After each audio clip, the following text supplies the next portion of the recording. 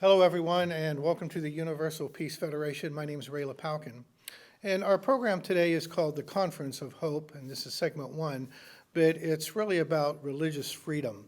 And we're very fortunate here in the United States to have religious freedom. We see it in our Constitution, the right to worship as you will. And however, that's not really so in many, many countries in the world, mostly under our communist regimes.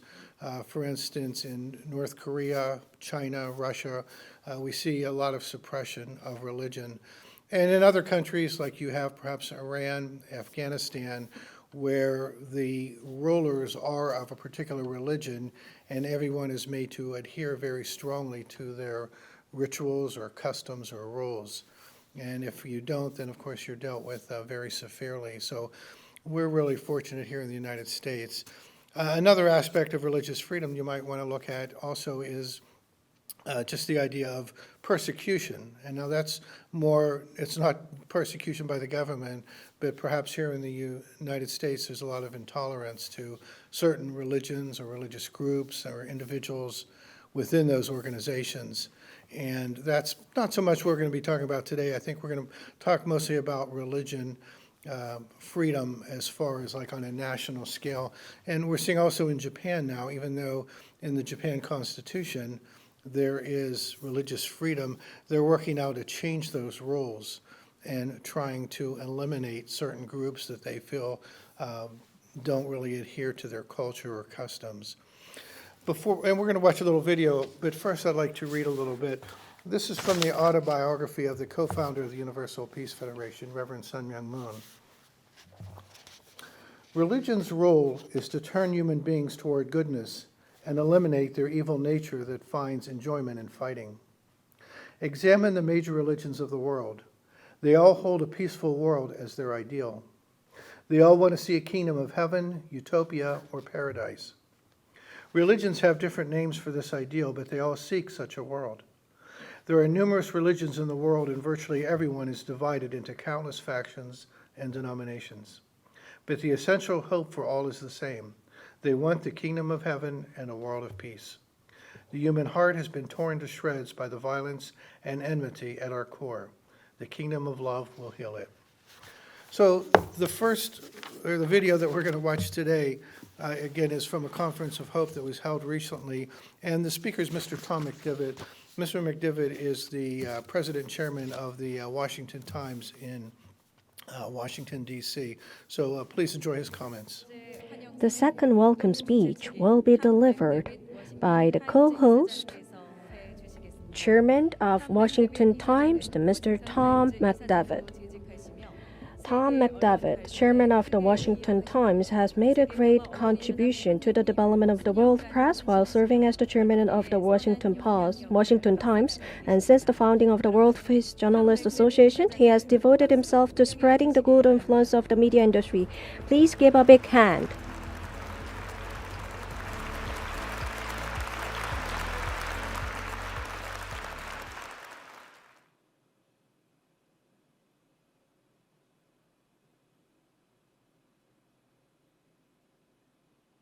Thank you very much for that kind introduction. And special thanks to Dr. Yun Young Ho for your brilliant presentation and for your outstanding leadership during this time of global concern and crisis. And also let me add a word of thanks to our founder, Dr. Hak Ja-han Moon, for extraordinary vision and passion to see a world of peace in our lifetime. I'd also like to welcome you, all of you who are participating in this conference online from more than 120 nations and so many time zones. So good morning, good afternoon, and good evening to everyone. My friends throughout America, throughout the world, Europe, Africa, South America, Asia, all over. We're gathered together today for a most important purpose. In light of the attacks on religious freedom in China, Japan, and Middle East, elsewhere, the Washington Times Foundation and Think Tank 2022 are proud to convene this Conference of Hope for Universal Rights and Religious Freedom. The Conference of Hope will highlight human rights issues around the world as part of the missions of the Washington Times Foundation and Think Tank 2022, which is a Korean Peninsula reunification initiative that's truly innovative. We want to promote peace and security globally, especially in Korea and the Pacific Rim. The highlight of the conference today will be the introduction and adoption of the Declaration on the Universal Value of Religious Freedom. Quotes, "We call on all people throughout the world to stand firm against all forms of religious intolerance, prejudice, slander, and hate," concludes the declaration, which will be signed by representatives in Korea, where you're sitting today, in Japan, with so many thousands of our friends and families watching this program. We love you dearly, and numerous countries all around the world. The declaration builds on the foundation of the Peace Charter, which was affirmed during the Universal Peace Federation Summit 2022 and the Leadership Conference in August, which advocated for a world culture of peace, a world of independence, mutual prosperities, and universal values. These ideas have incredible power, and we can implement them to change the world. At that time in August, His Excellency, Prime Minister Hun Sen of Cambodia encouraged all of the leaders there to reach out to parliamentarians throughout the world in order to mobilize the international community on matters of such consequence as human rights and religious freedom. So, ladies and gentlemen, today's lineup of distinguished speakers will underscore the importance of universal human rights and religious freedom at a time when many followers of the world's major and minor religions face persecution, intolerance, discrimination, and violence in many countries. It's unthinkable in the 21st century that this is going on. And in some cases, it's happening right in your neighborhood. The Conference of Hope for Universal Human Rights and Religious Freedom transcends political, religious, racial, and ideological boundaries. And we seek to build a unified and more peaceful world around those core ideals of interdependence, mutual prosperity, and universal values. Among the issues to be discussed today are going to be the plights of the Muslim Uyghurs, Buddhists, Jews, Christians, Baha'is, Jehovah's Witnesses, Yazidis, Falun Gong, and unificationists. We're going to hear today from Japanese representatives who are going to passionately ask their government and their people to honor the long-standing traditions of fairness and mutual respect and cease the unjustified persecution of the members of the Family Federation in Japan. That began after the shocking and tragic assassination of former Prime Minister Shinzo Abe. I've spent more than 30 days in Japan since August, and what's going on there now is of critical consequence. The tragedy of losing Prime Minister Abe through his assassination was then distorted claims made in the media about the motivation of the assassin, all blaming the Unification Church. It is so peculiar. You've probably read about it or heard about it. In my 3 decades working here at the Washington Times, I have never seen such a calibrated and focused witch hunt. It's shocking to see what's happening. The Japanese people are amazing people. They're aligned with America and freedom-loving countries. There's been so much hope from Japan over the years after World War II, how it resurrected as a strong nation that brought great products and great culture to the world. But what I saw in those 5 weeks shocked me. The world's got to stand up. The truth has got to come out. And thank goodness for this organization that Dr. Moon and Dr. Yun and others have led with its global network and its amazing speakers that we're going to have today a chance to listen to. I think it's a transitional moment right now, folks, without a doubt. It's a critical moment in which we unite, face the truth, and move forward courageously based on the principles expressed in the declaration that you're going to hear. Thank you all for being here. Let us listen and learn together through our unified efforts. Let's make a difference in Japan and throughout the world.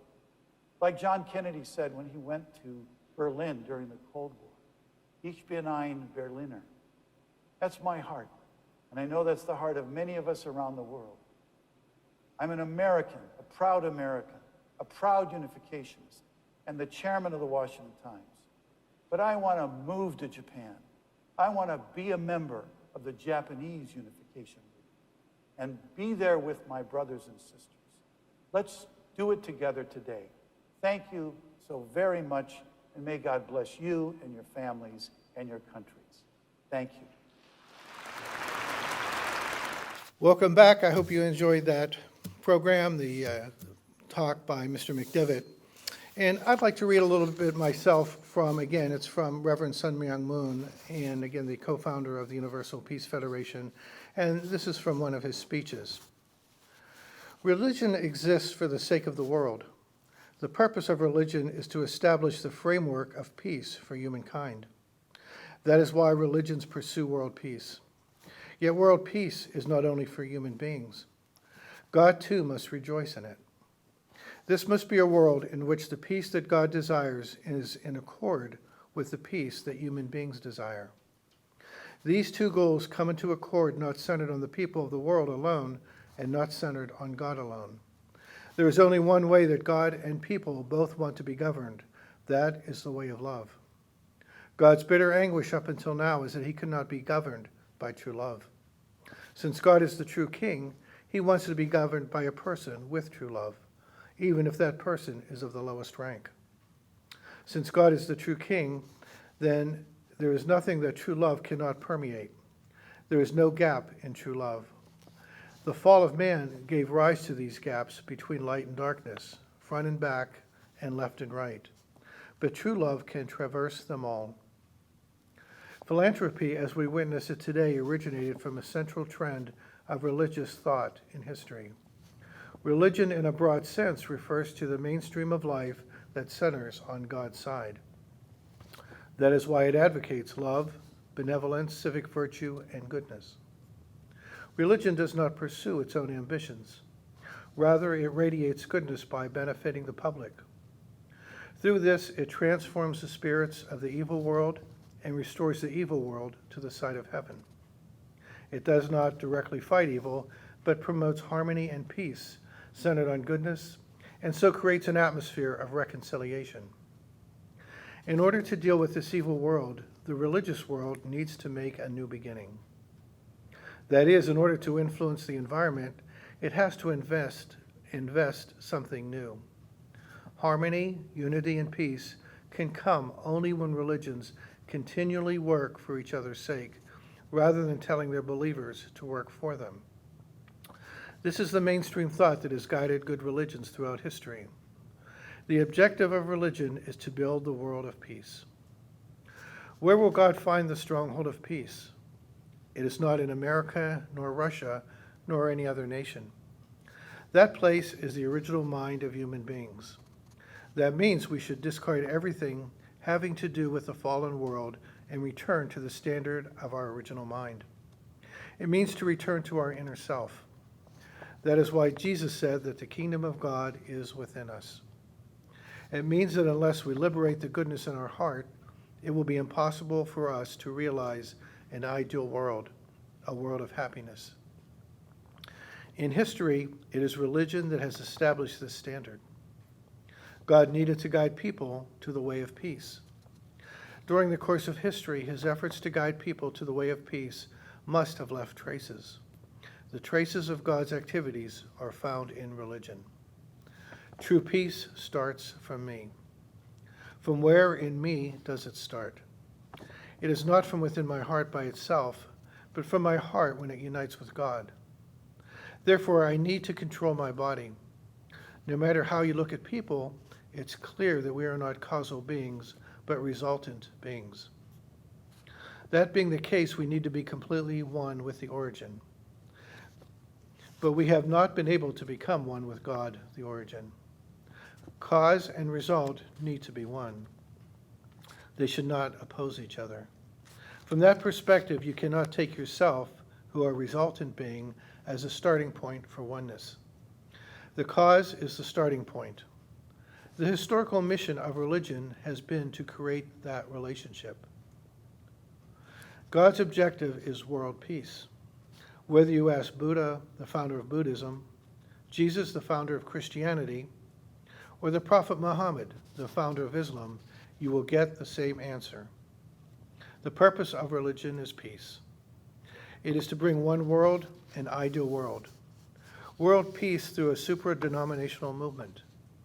From the viewpoint of the will, we are in a similar situation to that of Jesus in his relationship with Israel and Judaism. In other words, the environment that exists in front of us now is similar to what existed in the time of Jesus. Because this is such a time, it is given that we should develop a supra-denominational movement. Having this conviction, we need to carry out operations on two fronts. As much as we have been dedicated to restoring our people, we must do our utmost to promote a supra-denominational movement.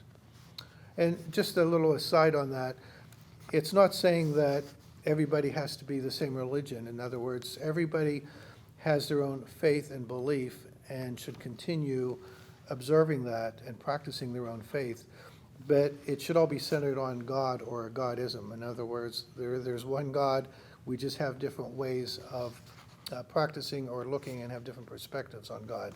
So it doesn't mean that everyone has to be one religion, but just that everything is centered on one God. We already have established the standard this requires. God's will is to save the world. In order to save the world, we need to pass through the stage of being supernatural and supra-denomination, meaning to go just beyond our denomination and try to unite together. Look at the founding spirit of America. That nation was established from all nations based on Protestantism. That is, it was founded with a standard that transcended nationality. However, America did not establish a supra-denominational standard. Even though it was international, it was not supra-denominational. Hence, it falls upon us to create that standard. As we do, we are bound to develop a teaching that transcends the distribution stage. As the last days approach, the movement to unite religions will grow and develop. People on earth may not know about God's work that is being carried out behind the scenes.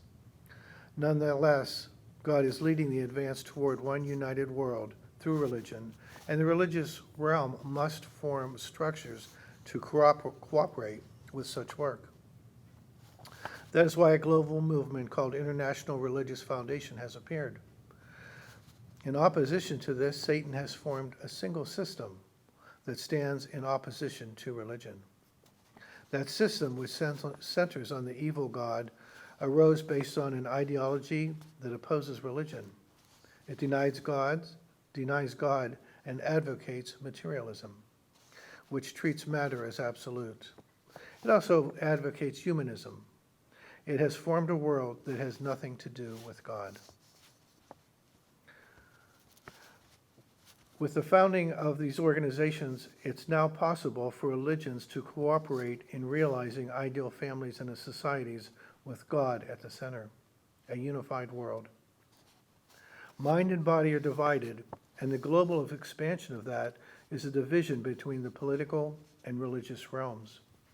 The political realm is in conflict with the religious realm. The body-like political realm always strikes the mind-like religious realm. This conflict has spread even to the United Nations. In order to overcome this, the Interreligious Federation for World Peace was created, along with the Federation for World Peace. If the political realm in Satan's world does not listen, we have to create other type of political realm to encompass it. The purpose of the Federation for World Peace and Interreligious Federation is to unite the political and religious realms. Just as the body and mind are divided, two worlds are fighting. We now need to unite the religious world, which represents the world of the mind, through the Interreligious Federation for Peace, and deal with the fights between nations of the world, representing the body. Throughout history, the political world persecuted religion. Politics is in the position of the body. The arena of activity based on the body does not recognize God. While focusing on the original mind takes one into the realm of theism, focusing on the body leads to the realm of atheism. These two realms are fighting each other, but the religions must not fight one another. Rather, they must come together. In God, there is no concept of struggle. There is only the concept of peace. All religious groups that fight other religions are destined to disappear. Humankind will not sustain their existence. If this happens, then they will dissipate entirely. So that's a little excerpt from one of Reverend Moon's talks, again, on religion. And if this resonates with you, please get in touch with us. The mantra of the Universal Peace Federation is interdependence, mutual prosperity, and universally shared values. So if those resonate with you, please give us a call. Our contact information is up on the screen. And I always like to offer the memoir of Reverend Moon's wife, Dr. Hak Jahan Moon, and also Reverend Moon's autobiography as well. They're complementary. If you're interested, please get in touch with me, and I can send you a copy. So thank you for joining us today.